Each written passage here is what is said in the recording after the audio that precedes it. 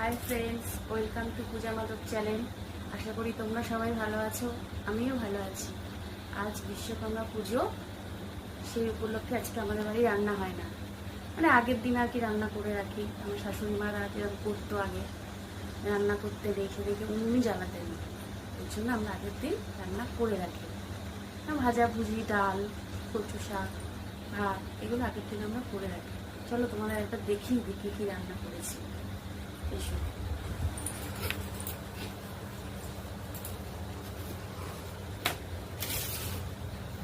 দেখো, এটা হচ্ছে ভেন্ডি ভাজা, এটা হচ্ছে করলা ভাজা, এটা হচ্ছে বেগুন ভাজা, এটা হচ্ছে কাঁচকলা ভাজা, আর এটা হচ্ছে চাল কুমড়ো ভাজা।